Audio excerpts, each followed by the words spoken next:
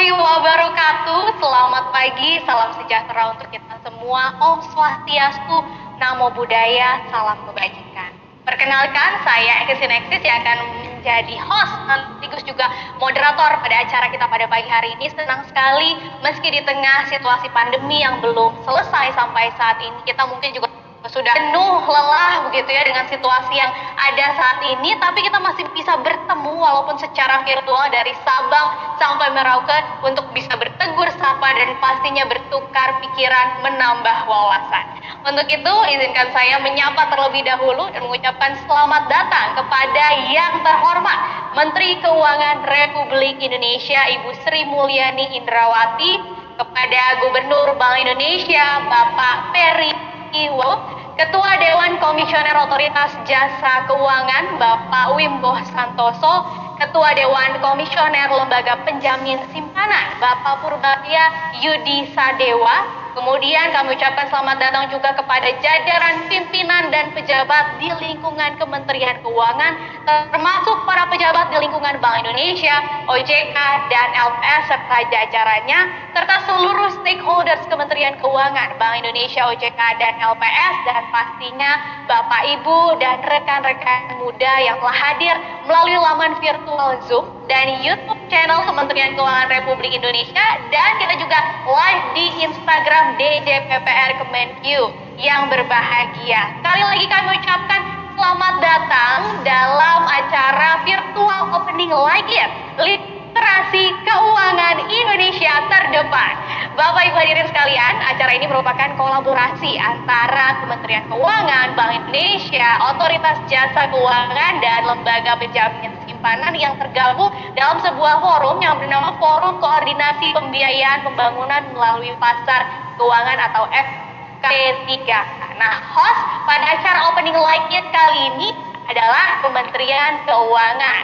Nah, Ibu, acara ini merupakan rangkaian series Like-It yang pertama ya, di mana series Like-It ini pasti tujuannya bagus, yaitu untuk memberikan pemahaman dalam berinvestasi di pasar keuangan, termasuk juga pengelolaan keuangan, supaya masyarakat kita semua ya, termasuk generasi-generasi muda yang sedang menonton acara kita kali ini, itu bisa tertarik untuk berinvestasi di instrumen yang tepat dan pastinya aman. Nah, akhirnya itu juga bisa diharapkan membangun negara kita sendiri, Republik Indonesia, tanah air tercinta ya.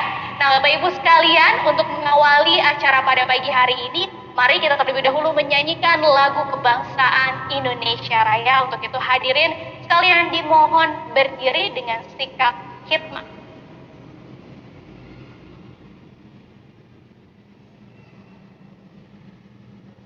Menyanyikan lagu Indonesia Raya.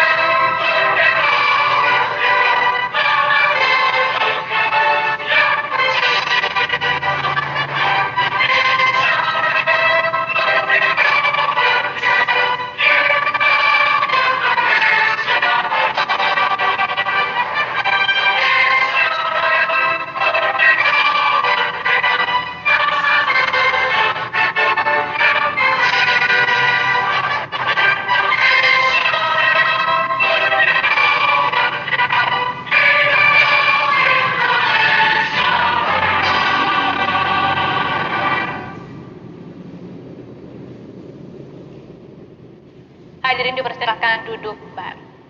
Bapak Ibu sekalian, melalui acara hari ini, Kementerian Keuangan yang berkolaborasi dengan Bank Indonesia, Otoritas Jasa Keuangan, serta Lembaga Penjamin Simpanan yang tergabung dalam Forum Koordinasi Pembiayaan Pembangunan melalui Pasar Keuangan atau FKP3K mau menunjukkan bahwa pemerintah terinovasi dalam memberikan edukasi termasuk literasi keuangan dengan meluncurkan acara kita kali ini, yaitu like-nya Literasi Keuangan Indonesia Terdepan. Nah, untuk memulai rangkaian acara pada pagi hari ini, mari kita dengarkan opening speech dari ketiga pimpinan Lembaga Forum Koordinasi Pembiayaan Pembangunan melalui Pasar Keuangan, yaitu LPS, OJK, dan Bank Indonesia.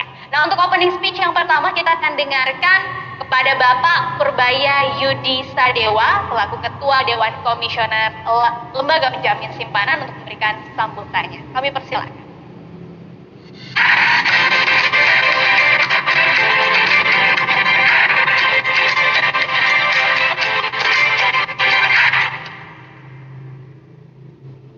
Yang saya hormati Ibu Sri Mulyani Indrawati, Menteri Keuangan Republik Indonesia beserta jajaran, Bapak Peri Warjio, Gubernur Bank Indonesia beserta jajaran, Bapak Bimo Santoso, Ketua Dewan Komisioner Otoritas Jasa Keuangan beserta jajaran, para speaker di acara talk show ini, dan segenap hadirin yang mohon maaf tidak bisa saya sebutkan satu persatu. Assalamualaikum warahmatullahi wabarakatuh. Salam sejahtera, shalom, om swastiastu, namo buddhaya, salam kebajikan. Pertama-tama, marilah kita panjatkan puji syukur kehadirat Tuhan Yang Maha Esa, karena atas rahmat dan karunia-Nya, maka kita dapat berkumpul secara virtual dalam keadaan sehat walafiat dalam acara virtual opening Literasi Keuangan Indonesia Terdepan atau Like It. Selanjutnya, saya mengucapkan terima kasih kepada Forum Koordinasi Pembiayaan Pembangunan melalui Pasar Keuangan atau FKPPK yang telah memprakarsai acara ini. Bapak Ibu hadirin yang saya hormati, sebagaimana kita ketahui bersama, Survei Nasional Literasi dan Inklusi Keuangan yang dilakukan OJK pada tahun 2019 menunjukkan indeks literasi keuangan mencapai 38,03% dan indeks inklusi keuangan 79,19%. Angka tersebut meningkat dibanding hasil survei OJK tahun 2016, yaitu indeks literasi keuangan di 29,7% dan indeks inklusi keuangan di 67,8%. Dengan demikian, dalam 3 tahun terakhir terdapat peningkatan pemahaman keuangan masyarakat sebesar 8,33% serta peningkatan akses terhadap produk dan layanan jasa keuangan sebesar 8,39%. Peningkatan tersebut merupakan hasil kerja keras bersama antara pemerintah, otoritas, dan industri jasa keuangan yang terus berusaha secara berkesinambungan meningkatkan literasi dan inklusi keuangan di masyarakat. Kemampuan literasi keuangan memiliki peran yang penting dan dapat berkontribusi di dalam proses pengambilan keputusan keuangan, baik untuk individu maupun dalam skala yang lebih besar, yaitu korporasi. Oleh sebab itu, diperlukan sosialisasi yang terpadu dan intensif mengenai produk-produk industri keuangan nasional, termasuk fitur-fiturnya, sebagai langkah dalam meningkatkan inklusi dan literasi keuangan nasional. Bapak, Ibu hadirin yang saya hormati, pada kesempatan yang baik ini, LPS bersama-sama anggota FKPPK lainnya, yaitu Kementerian Keuangan, BI, dan OJK, turut mendukung diselenggarakannya kegiatan Literasi Keuangan Indonesia Terdepan dalam rangka mendorong financial deepening. Terciptanya pasar keuangan yang dalam akan meningkatkan efisiensi pasar keuangan serta memperluas jangkauan pasar keuangan ke seluruh lapisan masyarakat melalui kemudahan akses dan pilihan investasi yang beragam. Selain itu, pasar keuangan yang efisien dan dalam akan terus mendukung terwujudnya stabilitas sistem keuangan yang lebih baik.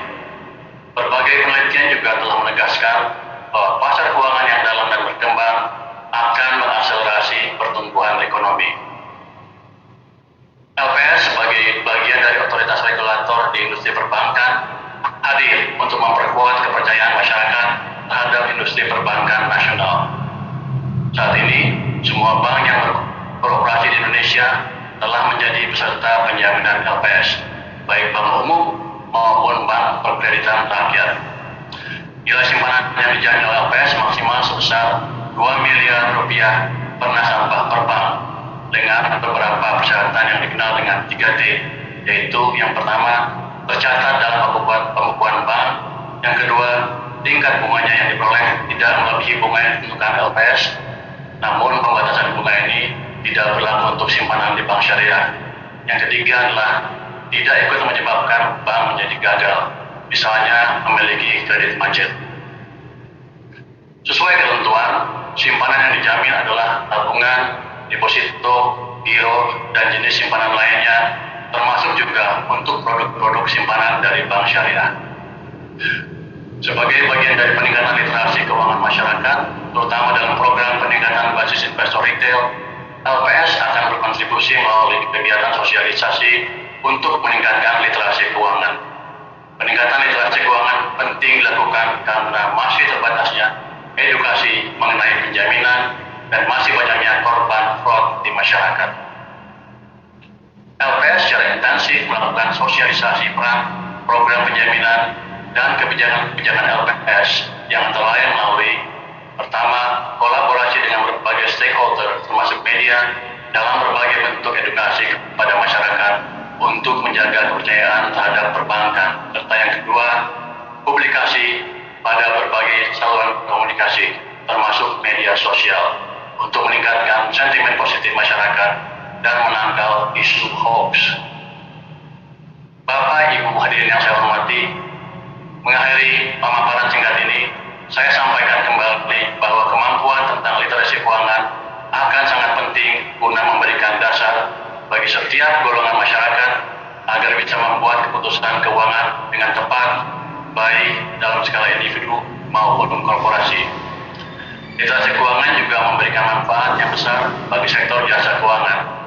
Diharapkan dengan semakin tinggi tingkat literasi keuangan masyarakat, maka semakin banyak masyarakat yang akan memanfaatkan produk dan layanan jasa keuangan.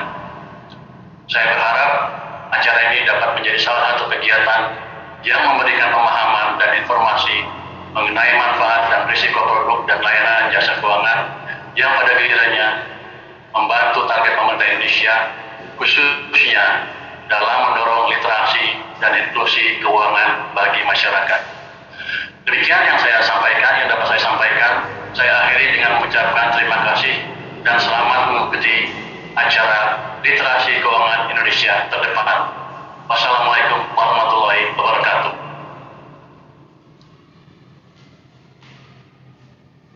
Terima kasih kepada Pak Purbaya Yudi Sadewa. Tadi sudah kita dengarkan ya, ternyata datanya cukup menarik terkait dengan literasi keuangan yang terbaru itu ada peningkatan, artinya sudah semakin banyak yang sadar dan melek tentang pentingnya literasi keuangan ini. Dan diharapkan dengan acara lain ini bisa semakin menambah wawasan kita ya. Selanjutnya kita akan dengarkan lagi opening speech dari Ketua Dewan Komisioner Otoritas Jasa Keuangan. Langsung saja kepada Bapak Wimbo Santoso, kami persilakan.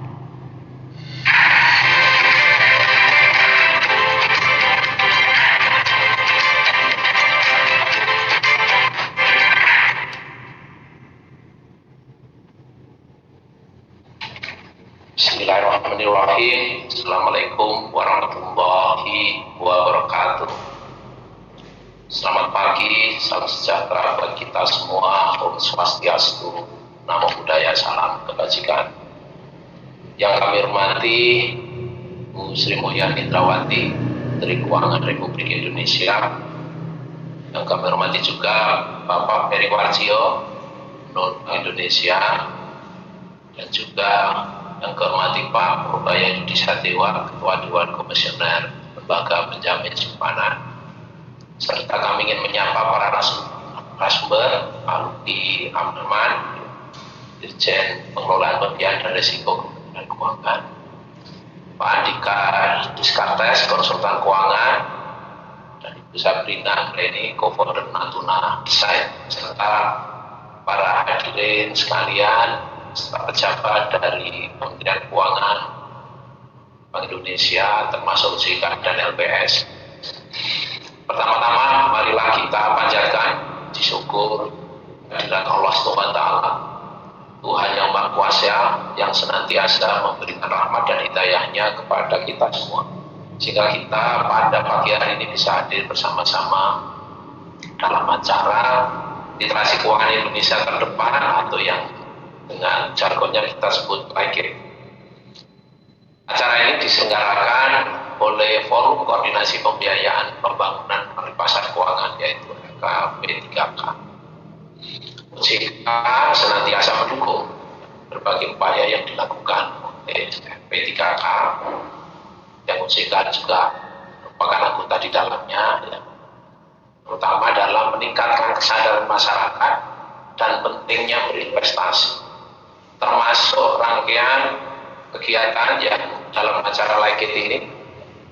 Dan kami dengar ada 3 seri, yaitu pada hari ini 3 Agustus, pada tanggal 5 Agustus dan 13 Agustus 2021. Ibu Menteri, Pak Gubernur, Pak Ketua LPS, dan Bapak Ibu hadirin yang berbahagia, pandemi COVID-19 ini telah merubah pola kehidupan kita, bukan hanya di Indonesia tapi hampir seluruh dunia, di mana kita tidak bisa lagi atau mempunyai keterbatasan untuk berbelanja. Apa saja yang harus melakukan effort keluar fisik dan ketemu fisik, terutama kegiatan-kegiatan leisure yang kita lakukan bersama keluarga ini tidak bisa kita lakukan lagi, sehingga bagi masyarakat yang pendapatannya tetap ini tidak sempat membelanjakan, sehingga tabungannya pasti meningkat.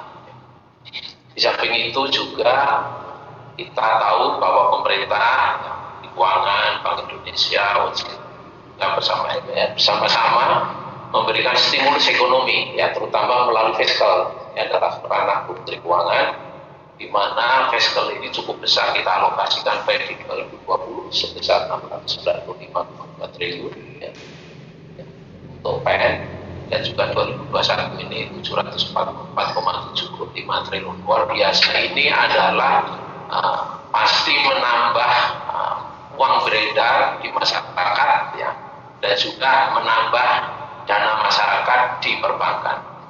Untuk itu tidak heran kalau dana masyarakat di perbankan melipat, ya, JOY pada Juni kemarin 11,28%.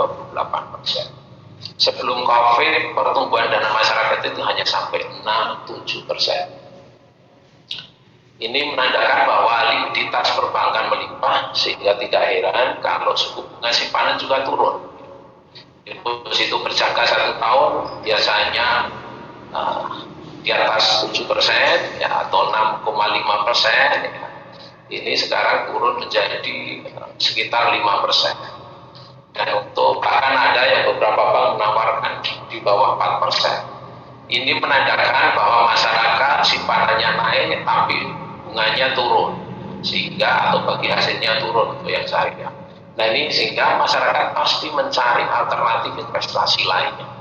Di samping itu banyak tawaran-tawaran dari instrumen-instrumen yang ditawarkan baik melalui pasar modal maupun instrumen lain di luar pasar modal di masyarakat yang kita juga nggak tahu itu instrumen apa, yang terutama kalau di masyarakat yang tidak melalui pasar modal ini bisa menawarkan suku bunga yang sangat tinggi, ya, sehingga ini menjadi bahkan aset-aset lain termasuk aset kripto itu beberapa advisor menawarkan return yang tinggi. Ini masyarakat harus paham dan harus hati-hati, jangan sampai hanya tertarik pendapatan yang tinggi.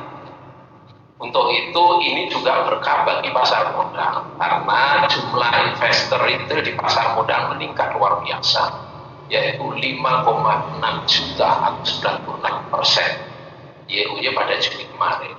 Ini karena apa? Karena masyarakat tadi yang dimana dananya di perbankan cukup tinggi, ya, tapi bunganya turun terus, ya, tidak masalah. Ini adalah tidak apa-apa, ada alternatif di pasar modal. Tapi ini kita juga harus hati-hati di pasar modal itu memilih instrumennya, karena bisa jadi bahwa kalau supply dan demand instrumen di pasar modal ini tidak balance, itu menimbulkan bubble. Dan bubble ini bisa menimbulkan volatile harga di pasar modal dan menjadi sangat potensi untuk menjadi spekulasi oleh orang-orang yang tidak bertanggung jawab. Untuk itu kami bersama-sama pemangku kepentingan lainnya sangat concern itu, ya, terutama dalam yang tergabung dalam FKP 3K, ya, ini harus berupaya meningkatkan pendalaman pasar keuangan dan memberikan edukasi dan literasi kepada masyarakat, ya.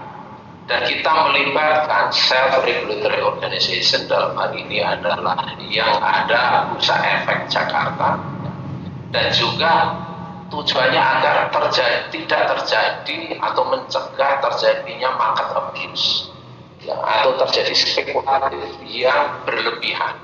Ini bahaya dan menimbulkan kerugian di masa depan, ya. Untuk itu acara ini sangat penting dan sangat strategis agar masyarakat paham dan kita lakukan bersama-sama seluruh pemangku kepentingan dan juga para pelaku sektor jasa keuangan, mulai dari pelaku di pasar modal, ya, termasuk hedge fund, termasuk juga reksadana, ya, manajer investasi. Ini tugas kita bersama, jadi bukan hanya pemangku kepentingan.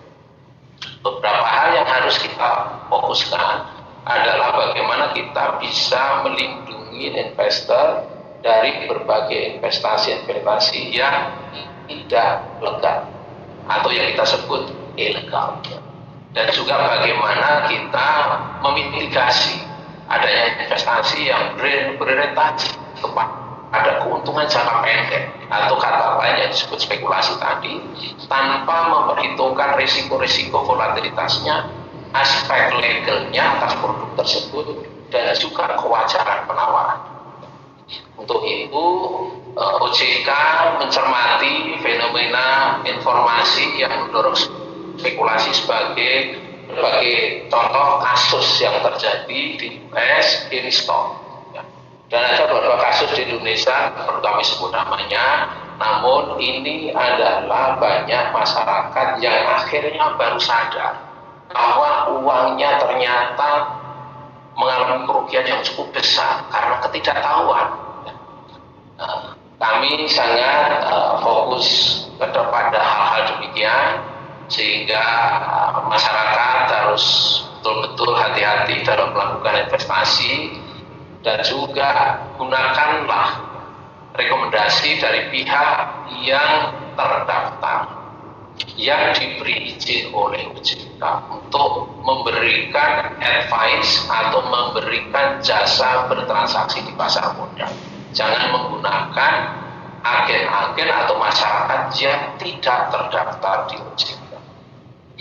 Dan ini untuk itu masyarakat dapat melihat daftar perusahaan yang memiliki izin di OJK melalui website OJK www.ojk.go.id. Sekali lagi www.ojk.go.id, atau menghubungi kontak OJK di nomor 157. Sekali lagi kontak OJK di nomor call centernya 157. Bu Menteri, Bapak Gubernur, dan Ketua LPS, Bapak Ibu hadirin yang berbahagia, berbagai upaya yang telah kita lakukan bersama untuk mendorong literasi keuangan, antara lain melalui berbagai program edukasi, mencakup pengembangan edukasi digital, edukasi berbasis komunitas, dan penguatan infrastruktur edukasi. Ini luar biasa, dengan digital sekarang kita bisa menjangkau masyarakat luas dengan cepat. Namun demikian tadi penawaran juga luar biasa, menjangkau masyarakat luas dengan platform digital. Ini sangat hati-hati. Jadi kita berpacu dengan berbagai produk yang ada di masyarakat, sehingga kami mendukung acara like ini merupakan salah satu bentuk sinergi antara Kementerian Keuangan, Bank Indonesia, OJK, dan BPS dalam koridor FKP 3K dalam rangka meningkatkan pendalaman pasar keuangan, literasi keuangan, dan edukasi keuangan. Literasi dan edukasi bukan satu-satunya. Tadi kami katakan agar terjadi balance antara supply instrumen di masyarakat dan permintaan masyarakat, sehingga instrumen masyarakat, instrumen keuangan, instrumen keuangan ini harus kita kembangkan terus, ya, sehingga memenuhi kebutuhan masyarakat. Sehingga kita kemarin sudah melaunching awal tahun mengenai equity crowdfunding dan security crowdfunding. Silakan, ini adalah instrumen yang sangat bagus untuk retail. Ini adalah dipergunakan bagi masyarakat milenial yang belum bisa akses ke perbankan. Bisa kalau ada proyek-proyek, terutama proyek dari pemerintah, silakan raising fund di pasar modal melalui security crowdfunding. Ibu Menteri, Bapak Gubernur BI, Ketua LPS, hadirin yang berbahagia, kami berharap kegiatan edukasi pasar keuangan ini dapat mendukung upaya kita bersama dalam meningkatkan literasi keuangan serta program prioritas FKP 3K yang berbasis investor retail di Indonesia. Semoga dengan berbagai inisiatif yang kita lakukan bersama, pasar keuangan Indonesia dapat tumbuh berkembang lebih cepat, lebih dalam, dan meningkatkan kontribusi dalam pembangunan Indonesia yang kita cintai. Literasi dan edukasi keuangan bukan saja merupakan tanggung jawab pemangku kepentingan sekali lagi, tapi ini adalah tanggung jawab kita bersama, termasuk para pelaku pasar, ya, advisor, dan juga masyarakat luas. Ya. Monggo silakan, ini platform yang sangat fleksibel. Apabila ingin berminat bersama-sama, kita sediakan platformnya dan juga kita sediakan berbagai agenda-agenda. Akhir kata, kami mengucapkan selamat mengikuti rangkaian kegiatan LIKIT, salam sehat, dan maju terus pasar keuangan Indonesia. Demikian, wabillahi taufiq wal hidayah. Wassalamualaikum warahmatullahi wabarakatuh. Om Santi Santi Santi Om.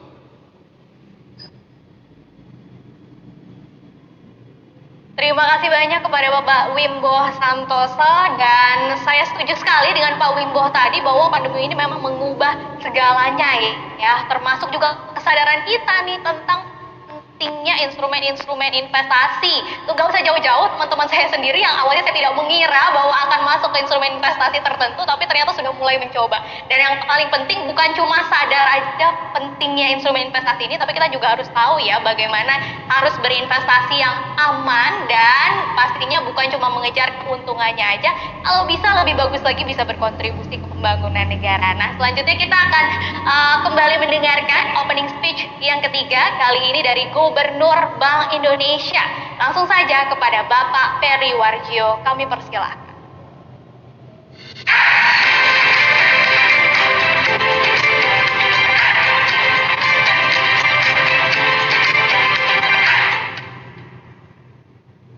Terima kasih. Bismillahirrahmanirrahim.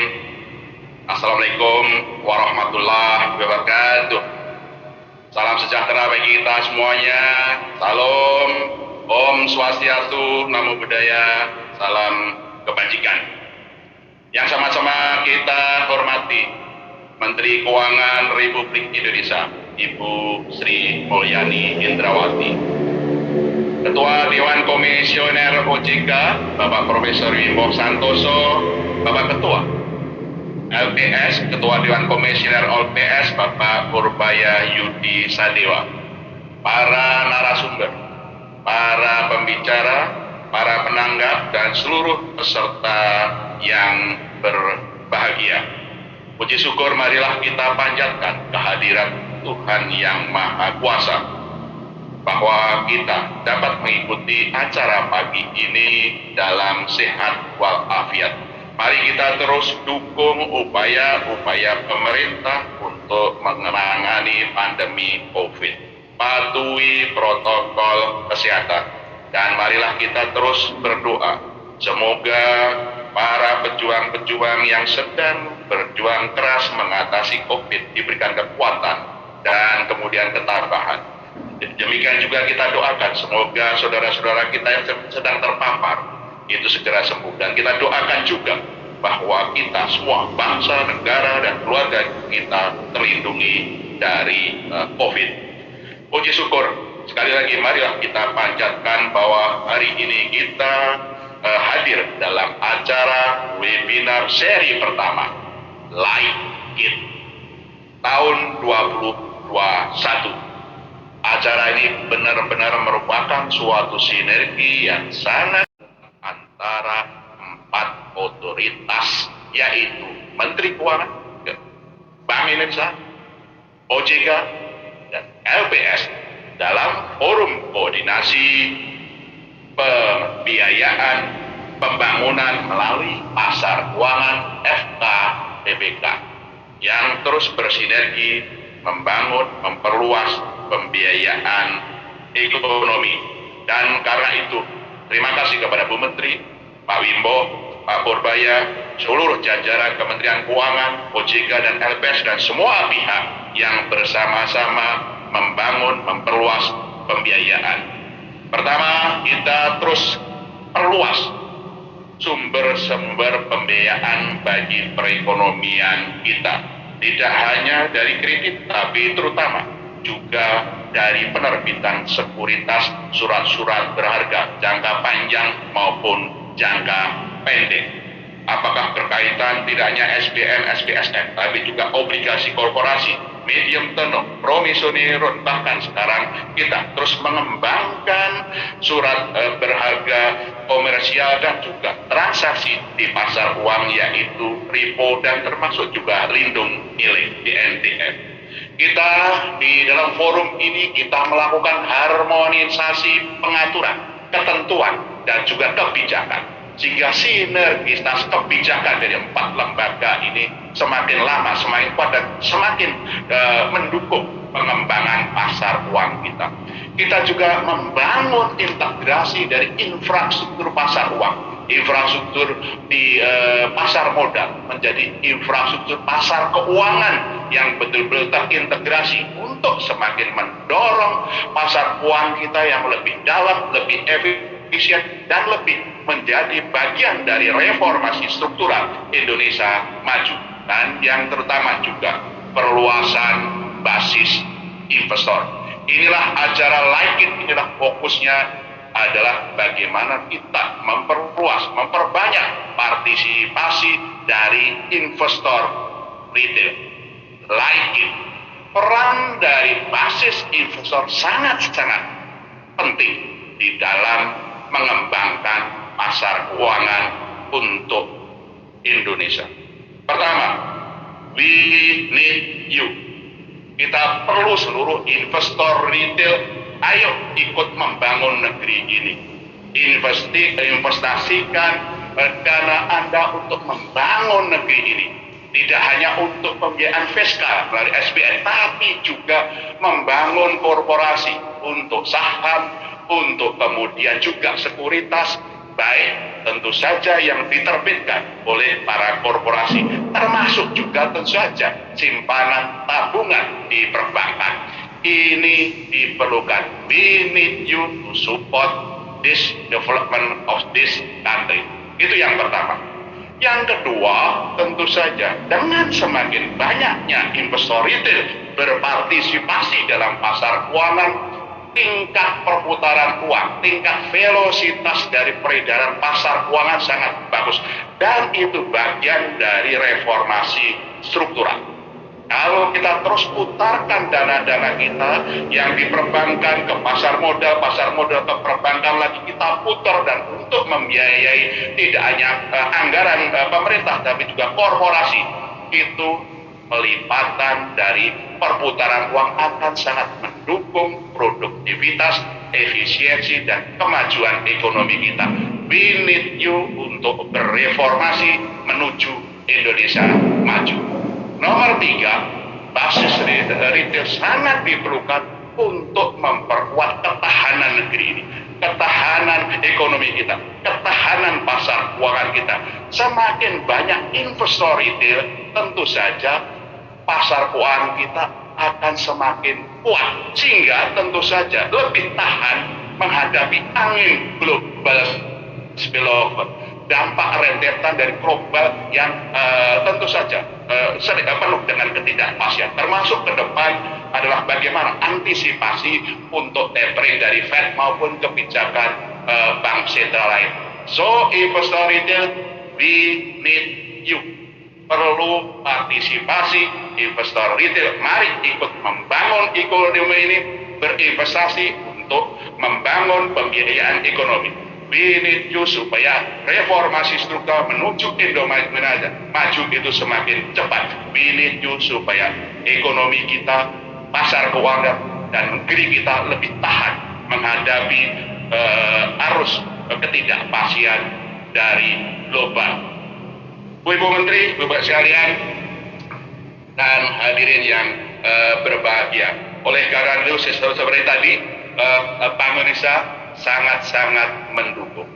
Dan kami berempat dengan Kementerian Keuangan, dengan OJK dan LPS terus memajukan pembiayaan ini. Dan karena itu, untuk mendukung investor retail ini, program peningkatan literasi keuangan yang tadi disampaikan oleh Pak Wimbo dan juga oleh Pak Purbaya sangat-sangat diperlukan. Inilah LIKIT.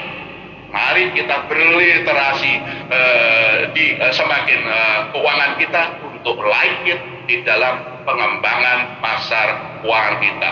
Ini adalah langkah-langkah penting dan acara yang kita lakukan ini untuk supaya literasi keuangan semakin kuat untuk memperluas investor retail bagi pembiayaan ekonomi.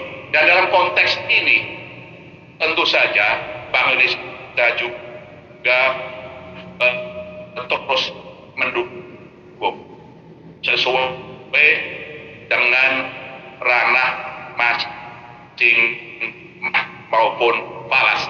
Kami mengembangkan berbagai produk untuk repo maupun juga untuk lindung nilai, termasuk juga untuk TNDN. Kami juga membangun infrastruktur pasar uang, ETP, Electronic Trading Platform Multi-Magic, dan insya Allah juga kita akan membangun CCP untuk derivatif dengan underlying surat berharga negara maupun yang berkualitas lain. Kami juga berkolaborasi di forum ini untuk meningkatkan literasi dan juga investor retail. Ini adalah kerja kita bersama. Kementerian Keuangan, BI, OJK, LPS, dan karenanya we need you. Dan yang terakhir tentu saja investor retail tidak hanya harus meningkat literasi keuangannya untuk memilih mana investasi yang tentu saja menguntungkan dan aman. Oleh karena itu, investor retail juga harus dalam literasi keuangan harus juga bijak bagaimana mengenali produk-produk dari investasinya, bagaimana juga mengenai risiko-risiko yang ada di dalam investasi ini, di samping juga imbal hasil. Jangan melihat hanya imbal hasilnya. Semakin tinggi imbal hasil tentu saja semakin tinggi risikonya. Tergantung preferensinya dari investor retail. Yang ingin returnnya tinggi, siap menghadapi risiko yang tinggi. Ini yang terus harus dilakukan. Dan terutama juga menyambut tadi yang disampaikan oleh Pak Wimbo, hati-hati terhadap penawaran produk investor retail yang belum kemudian mendapat persetujuan dari otoritas, apakah dari OJK maupun dari LPS. Inilah berbagai program literasi keuangan dari LIKIT. Nah, oleh karena itu LIKIT itu akan kita lakukan melalui 3 series.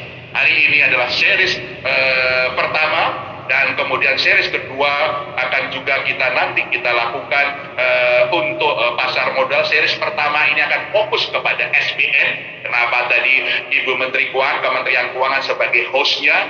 Series kedua nanti akan lebih kepada pasar modal, dan kemudian nanti juga akan diikuti oleh pasar uang yang lain. Dan kemudian nanti akan kita lakukan seri ketiga pada 13 Agustus 2021. Oleh karena itu, ayo, jangan hanya hadir hari ini. Ini baru pembukaan. Seriesnya masih banyak. Terus like it series ini, like it untuk berinvestasi di Indonesia, like it negeri kita, like it untuk memajukan keuangan kita, dan insya Allah itu Allah Subhanahu wa Ta'ala, Tuhan yang Maha Kuasa, akan memberikan keberkahan kepada kita semua bangsa negara untuk bisa segera mengatasi COVID, membangun pemulihan ekonomi, mengembangkan pasar keuangan kita, memajukan ekonomi, dan keberkahan itu tentu saja adalah suatu ikhtiar dan doa kita bersama untuk mewujudkan cita-cita kita Indonesia maju. Sekali lagi, salam like it, pasar keuangan kita maju untuk Indonesia maju ke depan. Sekian, terima kasih. Wassalamualaikum warahmatullahi wabarakatuh.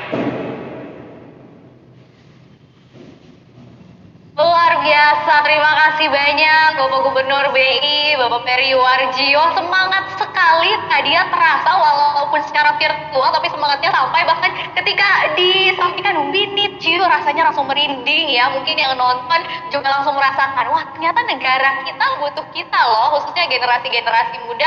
Apalagi di bulan Agustus ini kita sebentar lagi merayakan kemerdekaan Indonesia gitu ya. Kalau kita mengenang jasa-jasa para pahlawan, saat ini we are the hero, karena ternyata kita berjasa juga untuk pembangunan negeri ini melalui instrumen investasi yang disediakan. Nah, berikutnya tidak lengkap pastinya kalau kita belum mendengarkan secara langsung keynote speech dari sosok wanita yang berjasa pastinya dalam perekonomian Indonesia ini, Ibu Bendahara negara kita yang tercinta, Menteri Keuangan Republik Indonesia, Ibu Sri Mulyani Indra. Kepada Bu Sri Mulyani, kami persilahkan.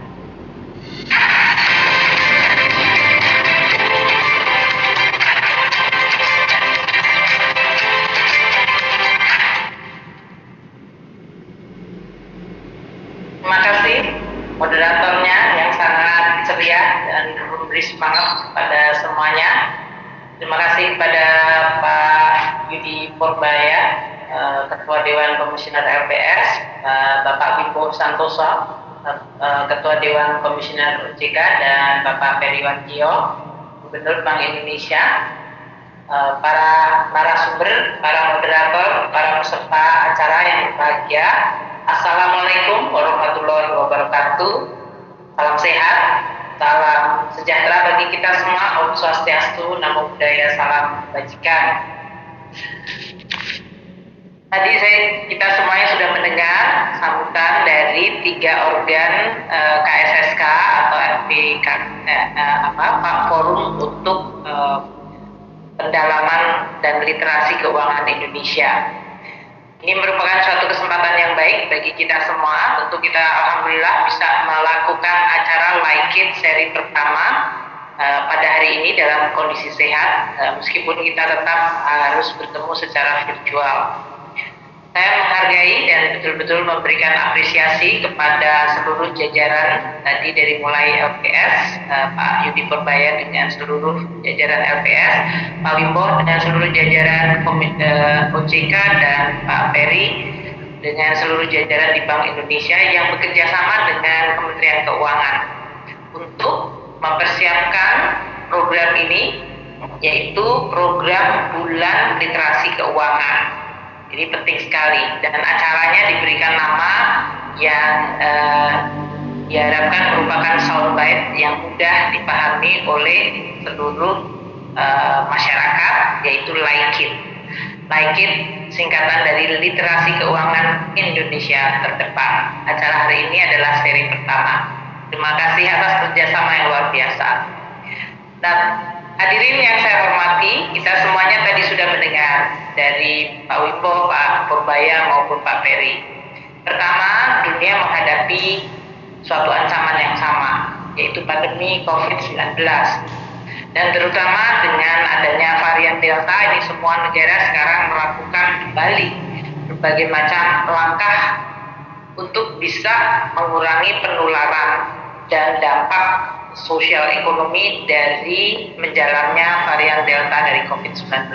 Karena kecepatan penularannya memang sangat tinggi, 10 kali lipat dibandingkan kecepatan penularan varian Alpha yang sebetulnya sudah lebih tinggi dibandingkan varian awal, yaitu yang waktu dari Wuhan.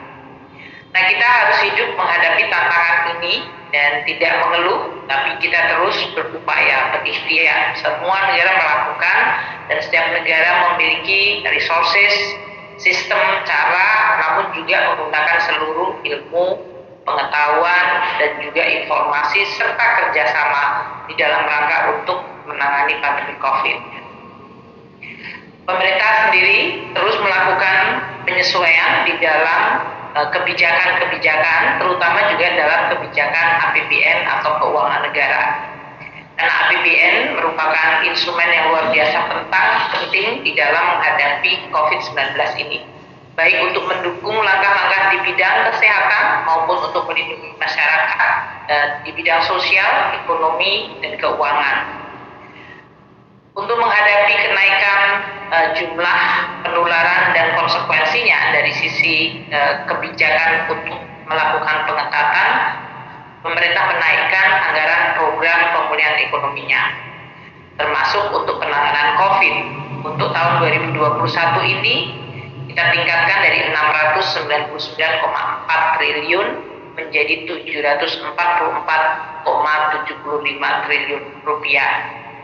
Program ini mencakup seluruh kebutuhan dari mulai testing, tracing, bahkan enforcement untuk PPKM, dan juga untuk treatment mereka yang harus dirawat di rumah sakit dan mendapatkan pengobatan hingga vaksinasi dan biaya vaksinator.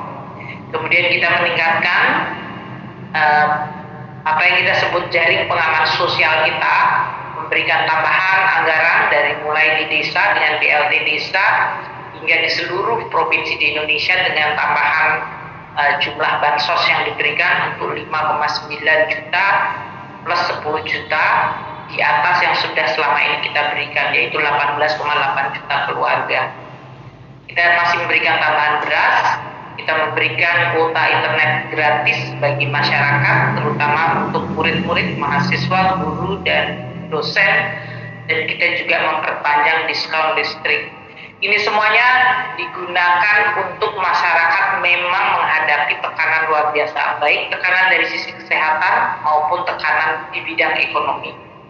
Dan ini tentu merupakan suatu tantangan yang harus kita sama-sama hadapi. Oleh karena itu, pemerintah tidak akan segan dan tidak akan terus lelah untuk mengingatkan protokol kesehatan menjadi luar biasa penting.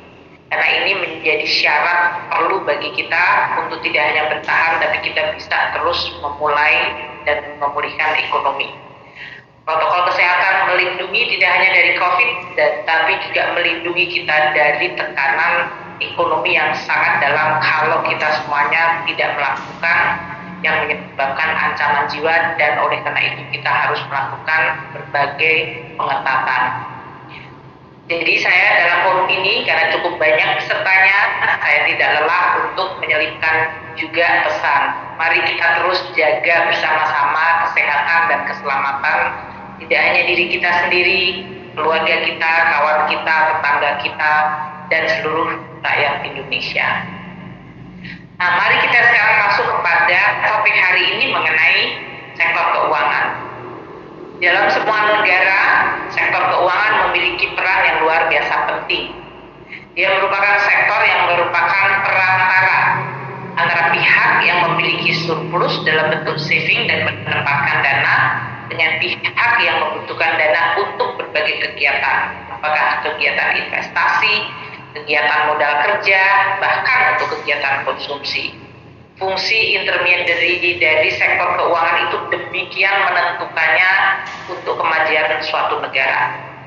Negara yang memiliki fungsi intermediary dari sektor keuangannya yang sangat efisien, dalam, dan stabil, maka dia bisa berharap untuk bisa terus membangun dan mendukung berbagai inovasi, produktivitas, dan kreasi dari negara tersebut, sehingga negara tersebut ekonominya maju, kompetitif, dan produktif. Nah, kita melihat di dalam suasana COVID yang tadi disampaikan oleh Pak Wimbo mendisrupsi banyak sekali hal di dalam kehidupan kita, termasuk sektor keuangan. Sektor keuangan tentu saja dalam situasi di mana banyak sekali masyarakat yang masih melakukan penyimpanan dananya, namun di dalam statistik yang lebih dalam ini sering disampaikan oleh LPS dan OJK, masyarakat yang tabungannya di atas 100 juta meningkat lebih banyak dibandingkan mereka yang kemudian menghadapi situasi ekonomi sulit dan oleh karena itu tabungan di bawah 100 juta menurun. Ini yang harus kita waspadai. Yang kedua juga kita lihat disrupsi yang kedua, bahwa sektor keuangan terutama perbankan yang merupakan mayoritas lebih dari 70% sektor keuangan didominasi oleh sektor perbankan juga tidak menyalurkan kreditnya karena mereka sedang dalam proses melakukan restrukturisasi kepada hampir seluruh nasabahnya. Dan ini berarti kredit growth kita negatif. Akan sangat sulit memulihkan ekonomi sebelum sektor keuangan juga memulihkan kredit growth-nya. Karena tidak mungkin meskipun pemerintah menaikkan anggaran untuk pemulihan ekonomi bisa dipenuhi dari satu mesin pertumbuhan yaitu pemerintah saja. Sehingga kita berharap sektor keuangan akan terus secara bertahap mengembalikan fungsi intermediary terutama dari sisi credit channeling. Tentu kita juga melihat bahwa sektor keuangan juga menghadapi banyak sekali opportunity kesempatan yang luar biasa baik, yaitu munculnya apa yang disebut digital technology yang benar-benar bisa membuka kesempatan bagi kemampuan sektor keuangan untuk makin inklusif dan penetrasinya di dalam masyarakat dan ekonomi akan menjadi makin dalam. Saat ini tadi sudah disampaikan oleh Pak Wimbo, Pak Yudi Purbaya, dan Pak Peri bahwa sektor keuangan Indonesia masih perlu untuk ditingkatkan kedalamannya, stabilitasnya, karena kita masih termasuk bahkan dalam region ASEAN. Kalau kita hitung dari sisi indikator aset sektor keuangan terhadap GDP, aset perbankan terhadap PDB, kapitalisasi pasar modal, aset dari industri asuransi maupun aset dana pensiun, semuanya dalam rasio terhadap GDP Indonesia masih termasuk yang paling rendah di ASEAN 5 dibandingkan Singapura, Malaysia, Thailand, Filipina. Ini tentu harus kita sikapi dengan berarti kita perlu dan masih memiliki pekerjaan rumah untuk memperdalam sektor keuangan. Forum ini saya harap akan menjadi ajang tidak hanya untuk berdiskusi, tapi kemudian kita cari cara-cara untuk meningkatkan kedalaman pasar keuangan kita atau juga literasinya, karena orang tidak akan bisa terjun masuk dalam sektor keuangan tanpa memiliki basic literasi dan pemahaman. Kita juga melihat dengan dominasi sektor keuangan hanya di sektor perbankan, ini berarti kita sangat tergantung vulnerable terhadap kesehatan dan kinerja sektor perbankan. Seperti tadi yang saya sampaikan, dengan adanya pandemi, semua sektor perbankan kemudian melakukan konsolidasi dan kemudian juga melakukan restrukturisasi kredit sehingga kredit growth-nya menjadi negatif, maka sektor keuangan 76%-nya dalam situasi yang belum berkontribusi untuk pemulihan saat ini secara kuat. Capital market kita barangkali sudah mulai bangkit, banyak sekali yang mulai melakukan IPO dan itu saya harap akan menjadi suatu tren yang makin meningkat. Namun karena size dari capital market kita, kapitalisasinya maupun dibanding dengan tadi yang saya sebutkan peranan sektor perbankan, maka kontribusi dari sektor capital market yang meningkat belum bisa mendorong keseluruhan secara signifikan. Saya berharap lagi-lagi di dalam program literasi dan juga nanti upaya kita untuk memperdalam sektor-sektor keuangan di luar perbankan, maka kita perlu untuk terus meningkatkan. Demikian juga dengan dana pensiun dan asuransi. Tentu ini sangat berkaitan dengan kepercayaan masyarakat. Ini juga sangat berkaitan dengan kemampuan kita mengawasi dan memberikan regulasi yang memberikan keamanan bagi masyarakat untuk menginvestasikan di dalam dana pensiun maupun dalam bentuk asuransi.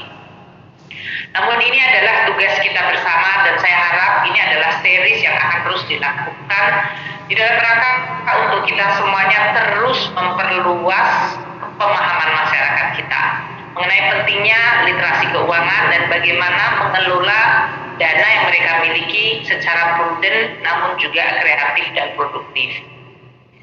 Salah satu yang dilakukan oleh Kementerian Keuangan untuk melakukan edukasi dan sekaligus memberikan apa yang disebut pilihan instrumen investasi bagi masyarakat adalah kami menerbitkan surat berharga negara dalam bentuk retail.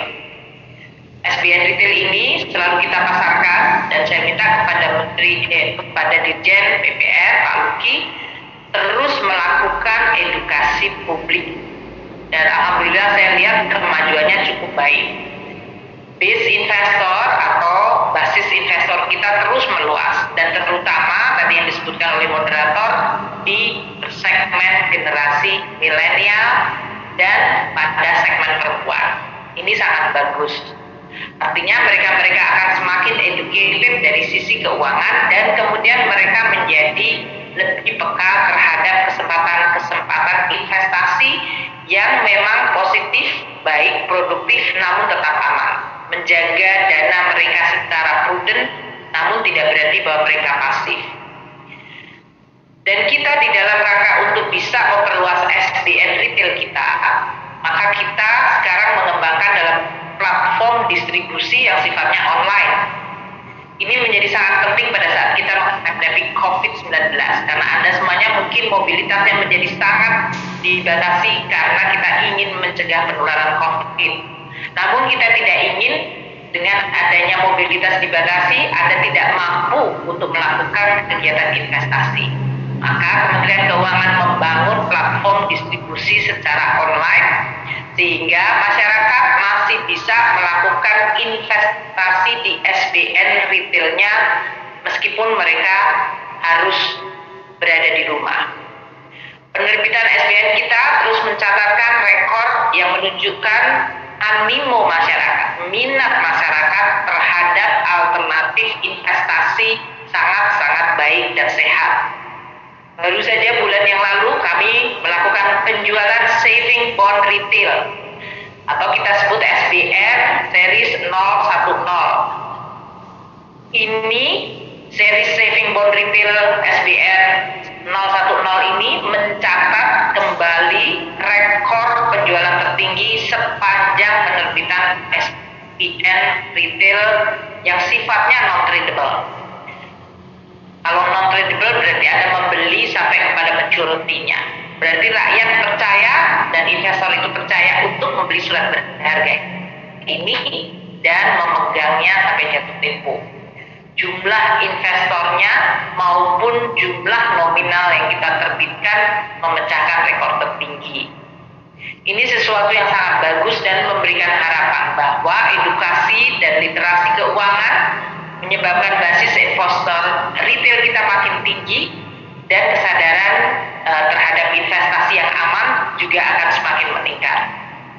Negara yang bisa membiayai sendiri dan karena Indonesia kalau dilihat dari DPK maupun berbagai saving di tingkat kelompok menengah atas sebetulnya kita masih mampu untuk makin memperdalam surat berharga negara kita yang domestic ownership-nya adalah masyarakat kita sendiri. Nah, seperti SBR 010 ini kita bisa menerbitkan hingga 7.500.118 juta rupiah. Coba dilihat angkanya, bahkan sampai digit 118 juta. Kenapa? Karena kami membukanya dalam bentuk denominasi yang cukup kecil sehingga Anda semuanya merasa comfortable untuk bisa investasi. Jadi tidak ada bayangan bahwa kalau saya mau investasi di dalam surat berharga negara atau bonds negara, obligasi negara, karena namanya kayaknya surat berharga negara, obligasi, bonds, kayaknya harus punya uang yang puluhan triliun, puluhan miliar atau puluhan juta. Enggak juga. ternyata Anda dengan hanya denominasi 1 juta bisa melakukan. Saya nggak tahu Pak Luki nanti bisa menjelaskan. Waktu itu kita bahkan membuat denominasinya serendah di bawah 1 juta. Nah, untuk hal ini kita punya 23.337 investor yang berinvestasi di dalam SBR 010 itu. Dan yang betul-betul membuat kita juga gembira, ada 9.068 investor baru atau 38,9% dari jumlah investornya ini adalah investor baru. Artinya mereka baru pertama kali mungkin membeli SBR atau surat berharga negara. Investor yang membeli SBR ini juga tersebar di seluruh wilayah Indonesia, seluruh provinsi Indonesia. Saya sangat menghargai masyarakat yang menaruh kepercayaan, namun juga saya tahu bahwa mereka membutuhkan instrumen investasi yang baik dan bisa dipercaya.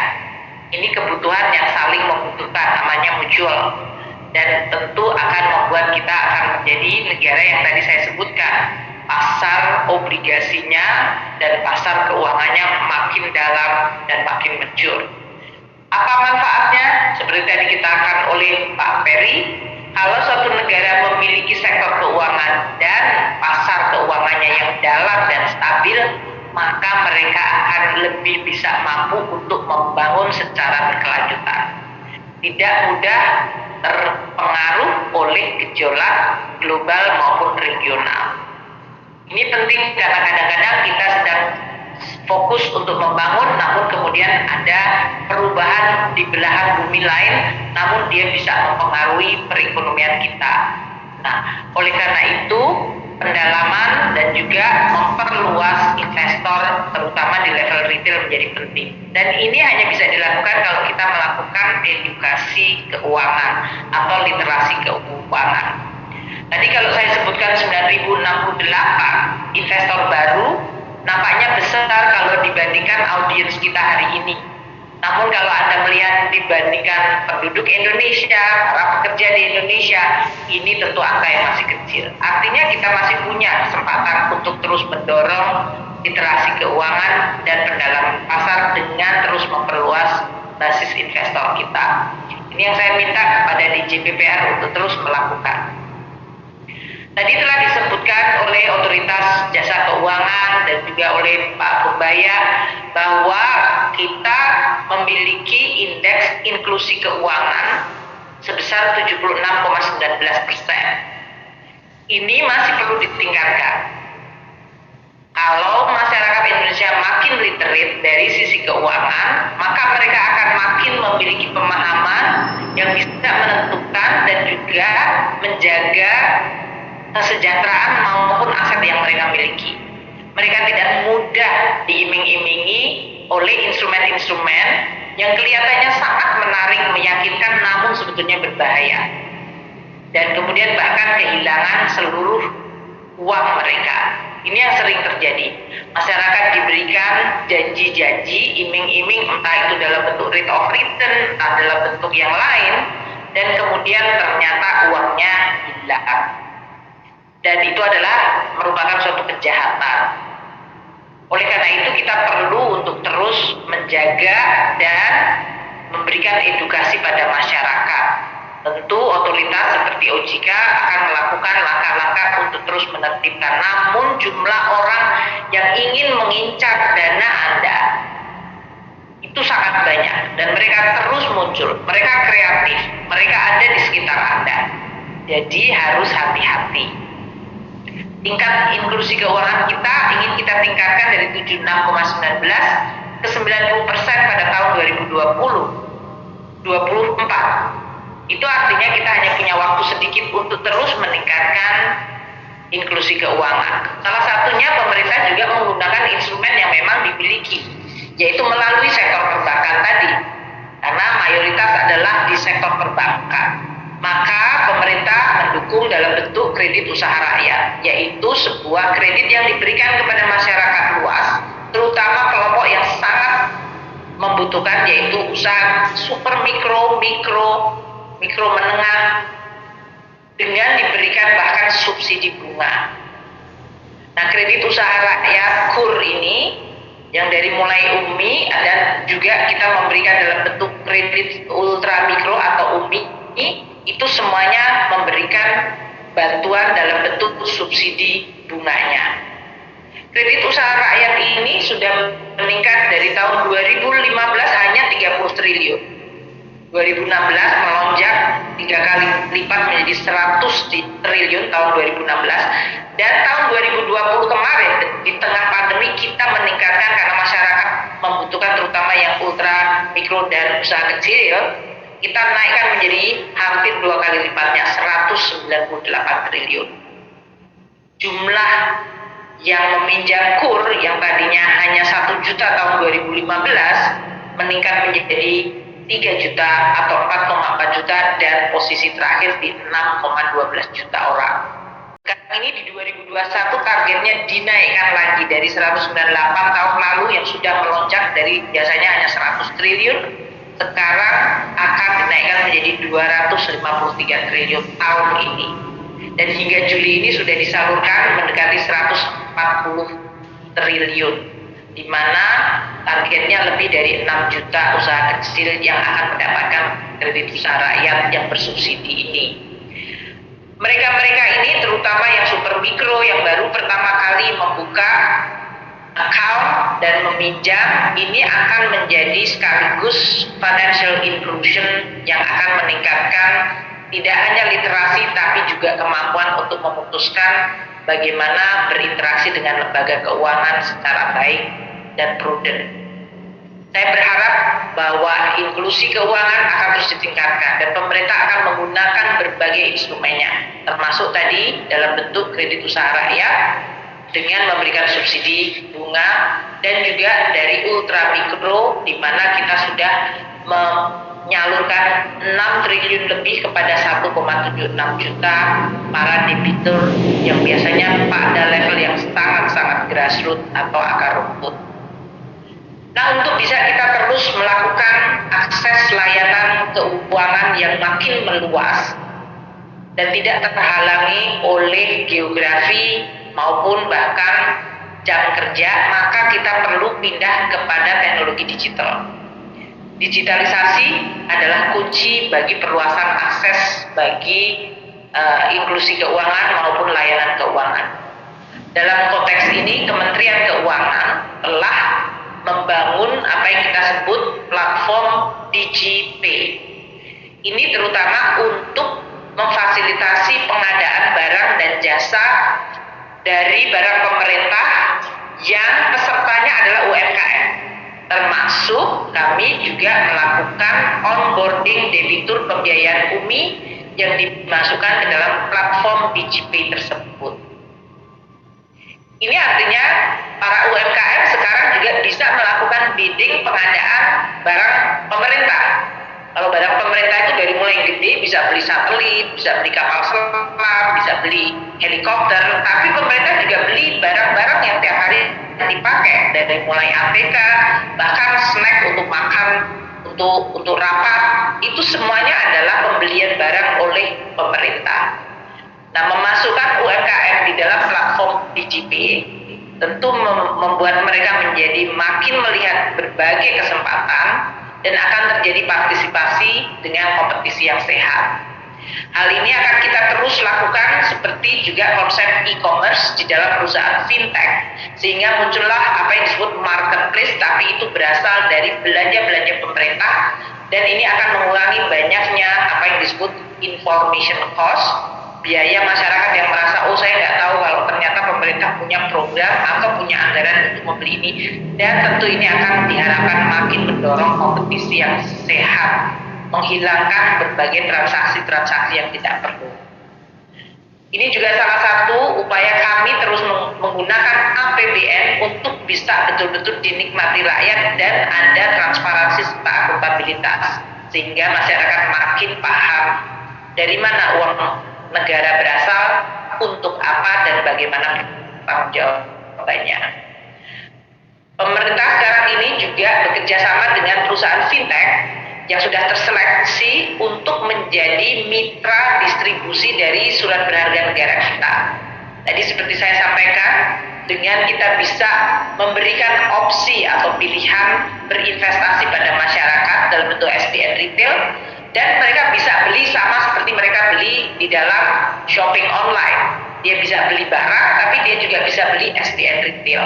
Ini adalah convenience atau kemudahan yang diharapkan akan makin membuat masyarakat menjadi makin tidak hanya literasinya tinggi, tapi juga terampil dari sisi investasi.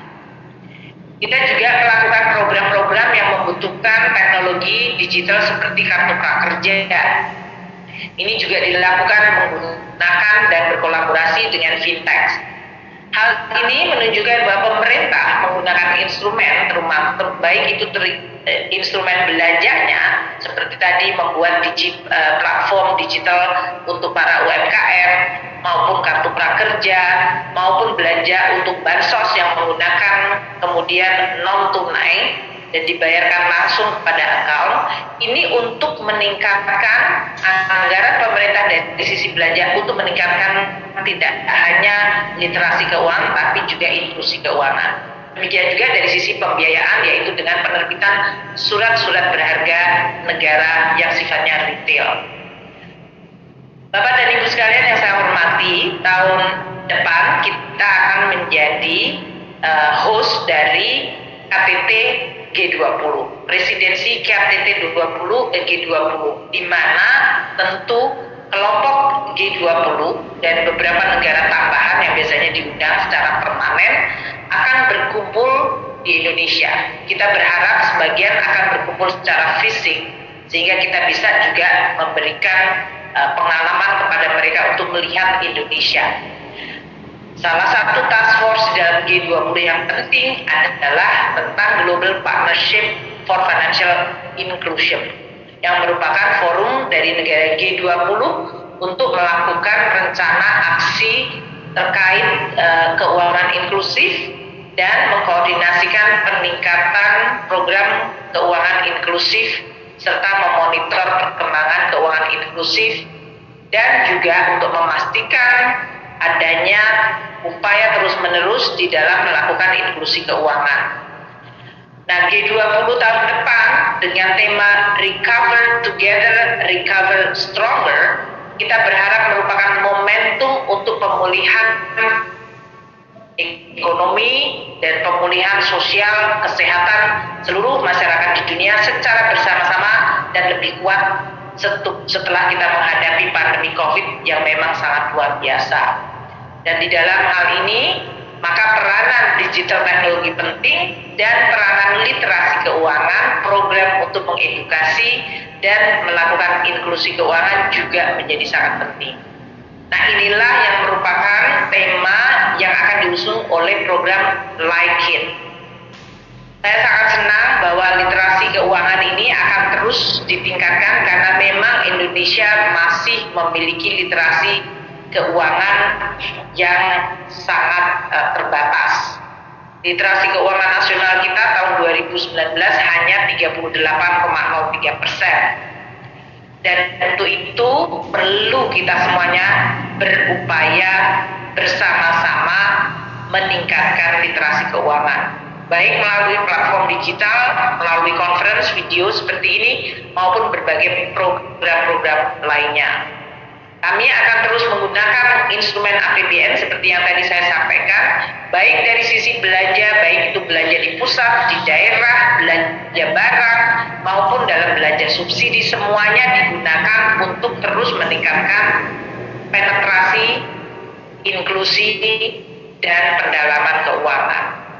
Kita juga tentu tidak mungkin belajar atau bekerja sendiri, meskipun pemerintah memiliki banyak sekali instrumen, seperti surat berharga negara, belanja, subsidi, maupun tadi procurement, namun kami tidak mungkin bekerja sendiri. Maka saya senang hari ini kita bekerja sama paling tidak dengan 3 institusi yang lain, Bank Indonesia, OJK, dan LPS, untuk di dalam forum koordinasi pembiayaan pembangunan dan melalui pasar keuangan atau FKPPPK ini, untuk bersama-sama melakukan sinergi, kolaborasi, dan koordinasi dengan menyiapkan rangkaian program-program yang kita menyebutnya LIKID, Literasi Keuangan Indonesia Terdepan. Tadi telah disampaikan oleh Pak Gubernur bahwa ini adalah series, artinya tidak hanya satu meeting off kemudian selesai, namun ini adalah series yang akan dilakukan oleh keempat otoritas tadi.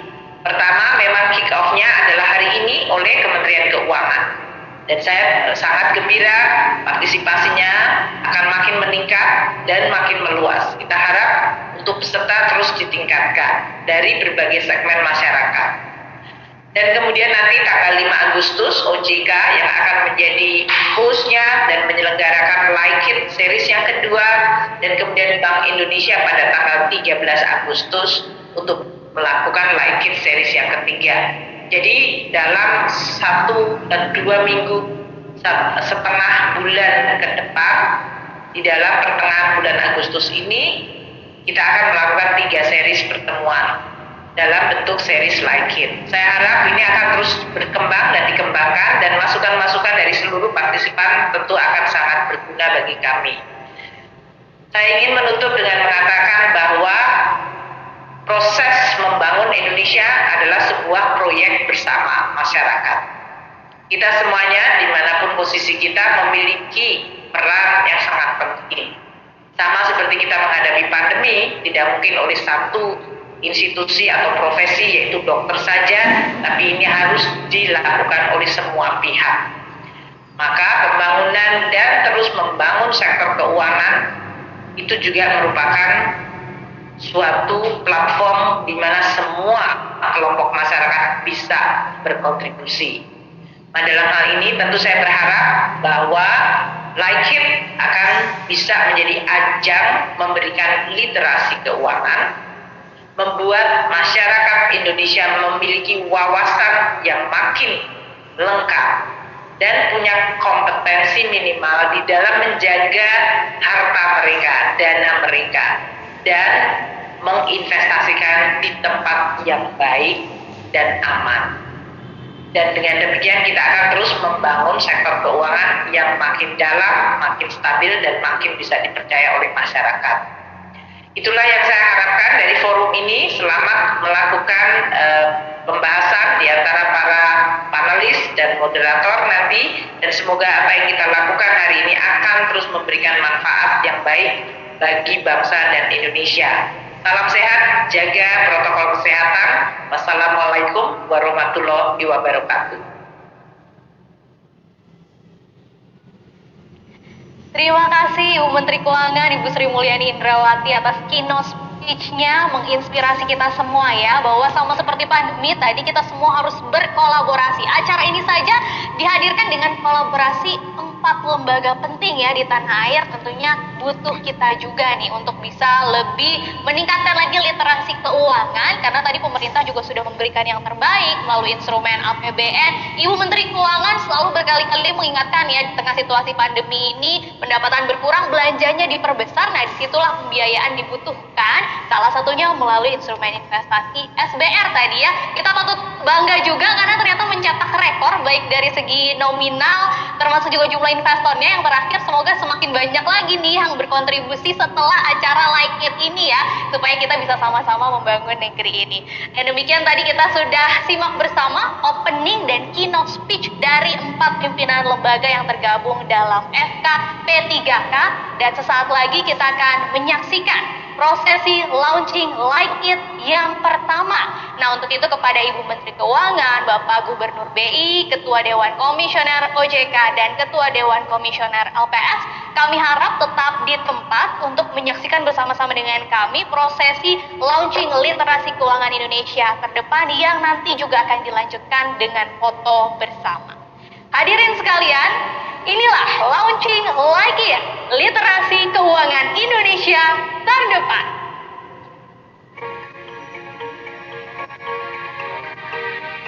Indonesia, negara kepulauan terbesar di dunia yang terbentang dari Sabang hingga Merauke dengan lebih dari 17.000 pulau.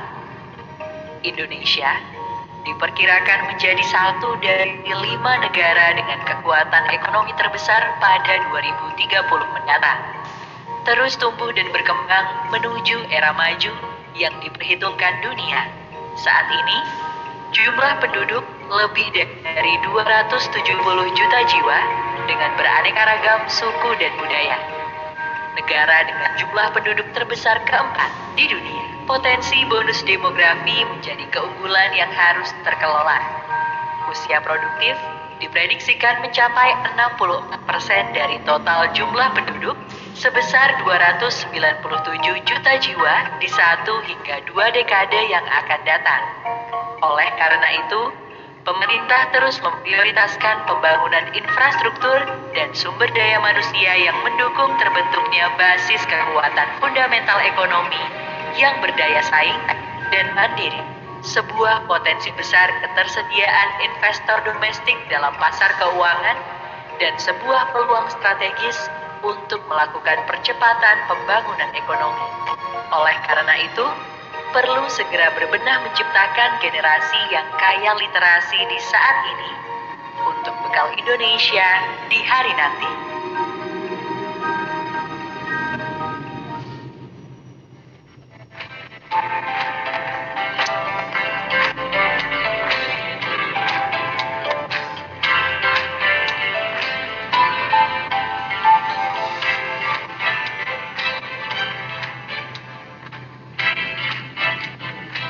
Literasi bagian penting dalam proses investasi.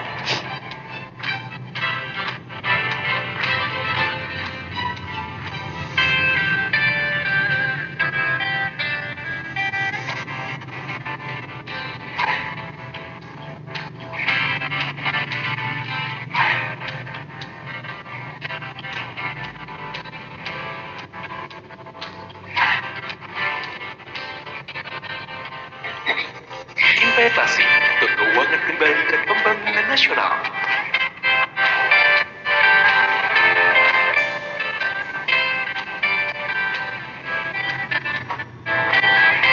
Pembangunan secara menyeluruh untuk Indonesia.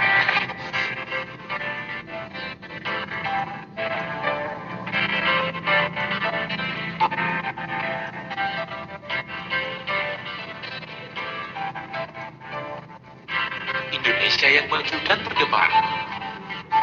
Sebuah program edukasi literasi keuangan nasional untuk antar generasi menuju Indonesia maju dan terdepan, mewujudkan masyarakat sejahtera. Like it Seri 1. Literasi investasi lintas generasi. Learn, invest, repeat.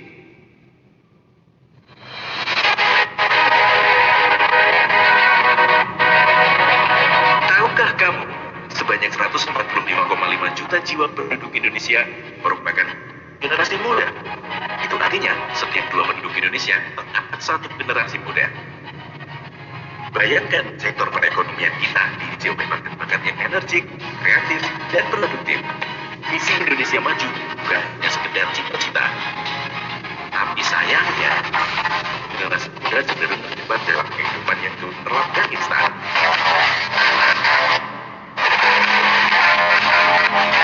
Banyak yang bermimpi jadi kaya, tapi sehari-hari cuma mentingin gaya. Mental BPJS, budget kekuasaan jiwa sosialita. Udah gitu, iman langsung gak kuat ketika dijanjikan untung berlipat.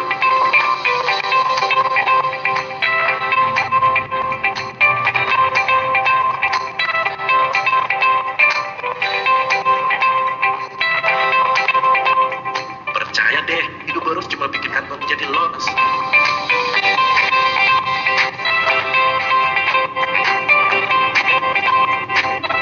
Ikut-ikutan investasi bukan cuan, malah bikin kita jadi korban.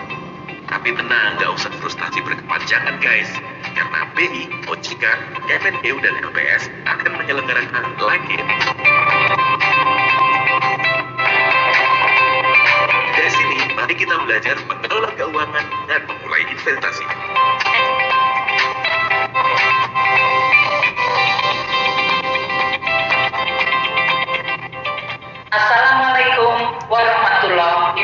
wabarakatuh. Mobilisasi dana masyarakat ke sektor-sektor produktif adalah salah satu kunci keberhasilan pembangunan ekonomi kita. Investasi dana masyarakat akan mewujudkan pembangunan ekonomi yang berkelanjutan dan inklusif. OJK berharap program LIKID dapat meningkatkan literasi keuangan masyarakat, terutama dalam berinvestasi di pasar modal. Ayo kita bersama membangun Indonesia tercinta dengan menjadi investor di diri sendiri. Dengan literasi keuangan yang baik, kita dapat menghadapi disrupsi ekonomi digital dengan percaya diri. Untuk itu, jangan sampai melewatkan 3 rangkaian program LIKID. Salam LIKID. Pembangunan ekonomi Indonesia sangat membutuhkan peran investor retail. Mari berinvestasi untuk kontribusi bagi pembangunan ekonomi negeri sendiri. Salam LIKID. Literasi keuangan Indonesia terdepan. Keuangan yang terencana dan investasi yang terukur merupakan kunci menggapai masa depan cerah. Investasi kita di pasar keuangan akan membiayai kebutuhan pembangunan bangsa dan meningkatkan kesejahteraan masyarakat. Yuk, bersama membangun negeri dengan menjadi investor di negeri sendiri demi mewujudkan visi Indonesia Maju 2045.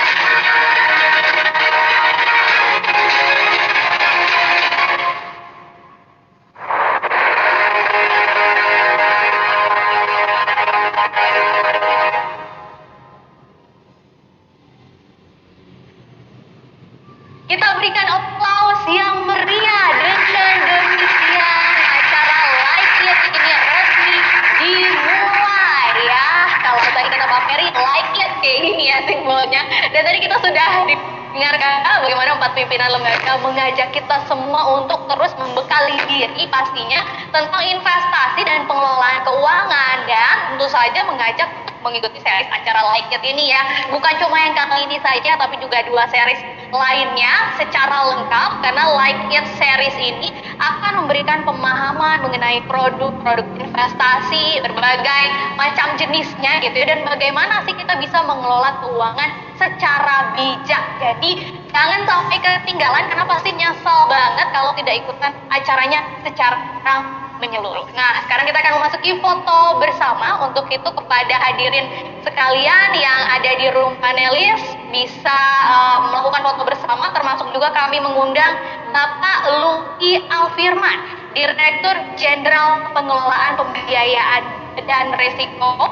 Bapak Doni Huta Barat, Direktur Eksekutif Departemen Pengembangan Pasar Keuangan Bank Indonesia, Bapak Agus E. Sirpregar, Deputi Komisioner Stabilitas Sistem Keuangan OJK, dan Ibu Lana Sulistianingsih, Kepala Eksekutif LPS, untuk bisa bergabung melakukan foto bersama. Boleh dihidupkan kameranya untuk Bapak Ibu sekalian yang ada di panelis, dan disiapkan senyuman terbaiknya ya, walaupun secara virtual tetap kelihatan wajahnya. Saya lihat Pak Peri di sini yang paling sumringah wajahnya. Ayo Pak Wimbo, Ibu Menteri Keuangan, dan yang lainnya jangan mau kalah juga ya. Kita mulai kalau sudah siap semuanya. Foto bersama akan dimulai dalam hitungan 3, 2, 1, senyum. Sekali lagi boleh ganti gaya, mungkin gayanya Pak Peri like it yang tadi Pak Peri gimana? Oke. Kita mulai 3, 2, 1. Terima kasih banyak Bapak Ibu sekalian. Terima kasih khususnya untuk Ibu Menteri Keuangan, Bapak Gubernur Bank Indonesia, Bapak Ketua Dewan Komisioner OJK, dan Bapak Ketua Dewan Komisioner LPS sudah menyempatkan hadir di tengah kesibukannya di hari ini. Dan jika ada agenda berikutnya, kami persilahkan Bapak Ibu sekalian untuk silam, karena acara masih akan kita lanjutkan. Selanjutnya kita akan memasuki acara yang tidak kalah penting pada hari ini, yaitu talk show ya. Acara talk show ini merupakan rangkaian acara Like It series yang pertama, dan sebelumnya ada informasi menarik nih untuk para penonton semua di sini, bahwa akan ada hadiah pastinya, merchandise yang menarik untuk 3 orang pemenang Instagram Story Challenge dan juga pemenang kuis interaktif atau penanya-penanya terpilih ya di akhir acara ini. Jadi pastikan semuanya partisipasinya itu ditingkatkan. Kita akan ngobrol-ngobrol bareng, gali informasi sama-sama dan dapetin hadiahnya ya. Nah, ketentuannya seperti apa sih? Kita lihat sama-sama ketentuan mengenai Instagram Story Challenge dan pertanyaannya seperti apa nanti. Ini dia untuk Instagram Story Challenge, sudah ada juga di Instagram DJPPR Kemenku ya informasinya. Temanya adalah apa? Nasihat terbaik dari orang tua tentang keuangan dan investasi. Wah, kita flashback dulu, nasihat apa ya dari orang tua tentang keuangan dan investasi. Yang pertama, pastinya teman-teman harus follow akun Instagram dan Twitter dari @DJPPR Kemenku. Kemudian peserta wajib posting di story Instagram personal. Ya, jangan Instagram orang lain ya, yang seputar nasihat terbaik dari orang tua tentang keuangan dan investasi. Nih, akun pesertanya tidak boleh di private dong, supaya bisa terlihat oleh panitia, dan wajib menyertakan hashtag ini untuk kita, dan jangan lupa mention ke DJPPR Kemenku. Kontennya harus original, tidak mengandung unsur sara, politik, dan pastinya belum pernah diikut sertakan dalam kompetisi lainnya ya. Harus fresh from the oven. Nanti 3 orang pemenang akan diumumkan di akhir acara. Nah, itu untuk ketentuan Instagram Story Challenge. Sekarang kita beralih ke peserta yang ingin bertanya. Nanti juga akan dapat hadiah menarik gitu ya. Nanti bisa ditanyakan dengan mengisi daftar hadir terlebih dahulu, survei evaluasi, dan pertanyaannya bisa dikirim melalui Slido yang terdapat di link berikut ini, bit.ly LikeIt1, seperti terlihat di layar. Jadi diisi form-formnya, termasuk juga pertanyaannya, karena nanti kita akan pastikan pertanyaannya ini dijawab oleh narasumber-narasumber ya. Nanti akan dipilih, pertanyaannya bisa disampaikan secara langsung atau dibacakan. Hadirin sekalian, langsung saja ini saatnya kita memasuki sesi talk show bersama dengan 3 speakers yang istimewa yang mengangkat tema literasi investasi lintas generasi.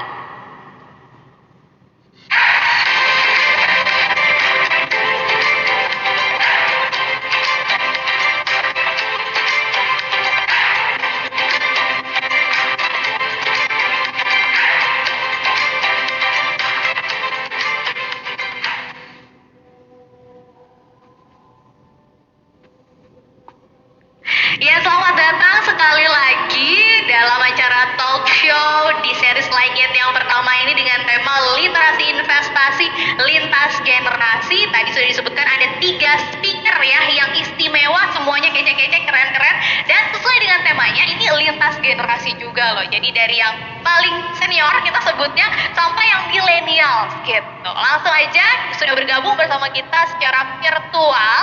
Kita sapa terlebih dahulu. Yang pertama ada Direktur Jenderal Pengelolaan Pembiayaan dan Risiko Kementerian Keuangan, Bapak Lucky Alfirman.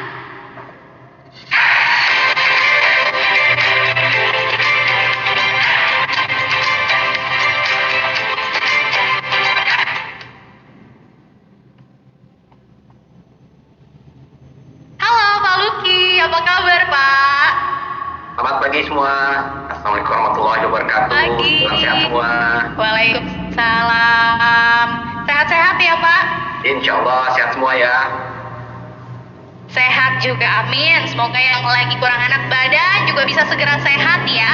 Dan pastinya ngobrol-ngobrol bareng kita di sini. Nah, selanjutnya kita ke narasumber yang berikutnya dulu. Kita sapa juga pembicara kita yang kedua. Ini adalah seorang financial consultant dan investor, yaitu Mas Andika Diskartes.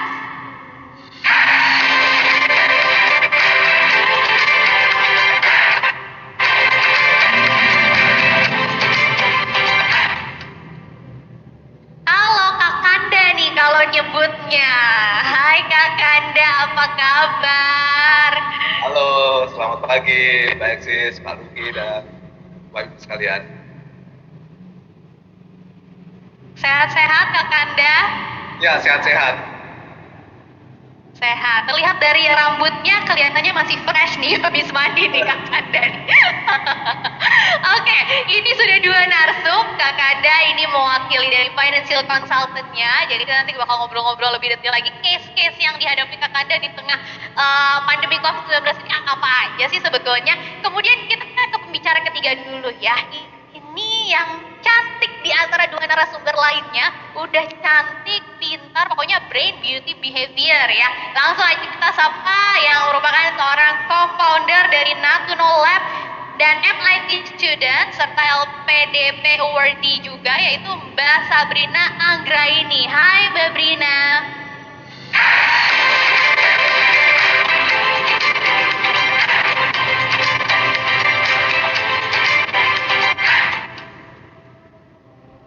Wah, senang sekali aku ada temannya di antara Pak Luki dan Kak Kanda. Jadi pas ya kita ini berimbang dua cewek dan dua cowok. Mbak Brina, apa kabar Mbak Brina? Pagi Mbak Eksis, kabar baik. Selamat pagi Pak Luki, Kak Kanda, dan teman-teman semuanya yang udah ikutan acara pagi ini. Keren banget, semuanya udah standby dan siap berbagi informasi yang menarik dari pengalamannya dan semuanya pasti bermanfaat. Nah, kita sudah hadir di sini ya bersama dengan figur-figur hebat yang selalu semangat untuk memperkuat literasi keuangan dan investasi Indonesia. Pastinya kita ketahui bersama ya bagaimana literasi keuangan dan investasi ini semakin digiatkan oleh pemerintah dan banyak pihak di Indonesia, termasuk kita juga. Terlebih ketika sekarang sedang pandemi COVID-19, sekali lagi semua semakin merasakan ketika ekonomi sulit gitu ya. Penting nih dana darurat, misalnya kalau lihat Instagramnya Kak Kanda sering di mention ya.